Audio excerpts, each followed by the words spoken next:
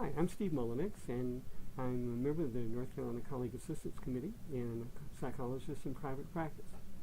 Hi, I'm Judith Holder, and I'm the co-chair for the Colleague Assistance Committee and also a director at a major medical center. And we're here to talk with you about self-care and how important that is for psychologists.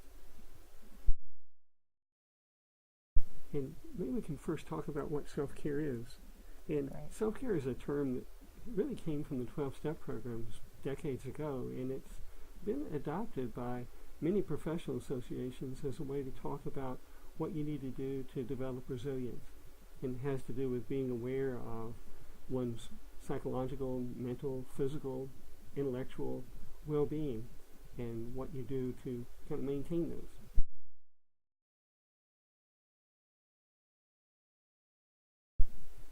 Yeah, resilience is a big word, I think, and it's been a buzzword for a long time, but I think self-care and resilience do go hand in hand, and I think it's a marvelous way for psychologists to keep mindful of as we're moving forward.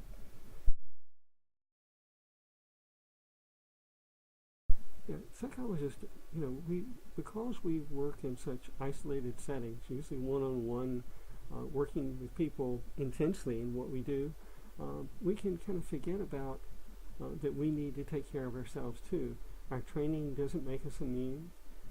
We have other responsibilities and other things impinging on us, new requirements with electronic health records, what settings we're in, pressure to see more clients in less time. There are a number of things that we need to be mindful of. Also, the work we do, we're focusing on entirely on others, and sometimes that can help us or cause us to lose our own boundaries about taking care of ourselves. I think in so many ways, with being a psychologist, we do focus so much on on others, and not enough on ourselves. And I think as psychologists, we have to be aware that there are stressors and there are triggers and there are events that happen to us, and they affect us just as much as it would affect someone else.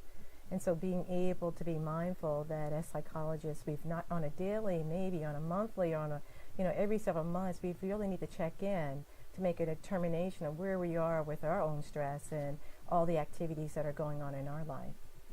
One of the things that I noticed when I started private practice 25 years ago was I thought I would have more difficulty with getting a number of referrals or managing the paperwork or dealing with insurance.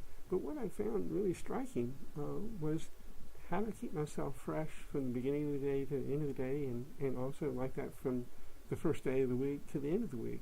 And I thought that was kind of a major responsibility to kind of watch out for. And when you see a number of clients, when you have a number of interruptions in what you do with the extra requirements for documentation that we're finding now, sometimes you forget about how you're doing. Yeah, I think we get so immersed in trying to get it done. Yeah. That we lose sight sometimes that, there are different levels of stressors that are impinging upon our time.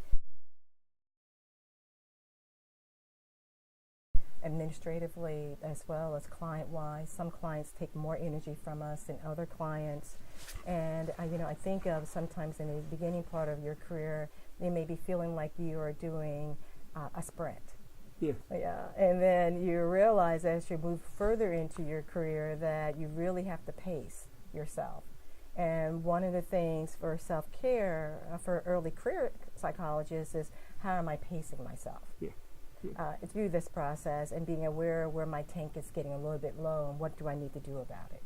That's really a good point to be mindful of, is what your psychic energy level is. And it's something that I have to remind myself. And I find myself, one of the things I like doing is doing new things, but that also can put more pressure on my time commitments, and I have to really watch Right, what we do. Exactly. And I think of the newness of activities that we sometimes don't calculate in how much time it's going to take. Yeah. And so that sometimes with multiple demands on my time, I'm starting multiple new types of things and think I have a great gauge on how much, but when you get immersed in doing it, you realize, oh my God, this is taking so much more of my time. I still have so many other things to do.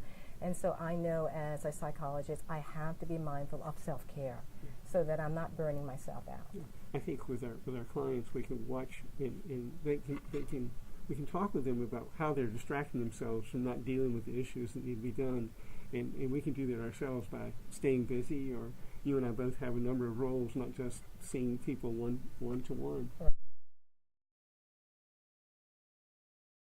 Right. And when I think about this, I think about how do I rejuvenate myself, and I find getting regular exercise, that's the one thing that seems to be consistent for health these days, particularly outdoors. I just like being outdoors in the sun, and there's a lake behind my house, and I'm able to walk around it, and it's really great. And also I find that going to a continuing education, going to a conference, sitting, hearing the ideas allows me to kind of think back on what I'm doing and how it works with certain clients, and I can just feel the stress just coming off of me when I'm doing it.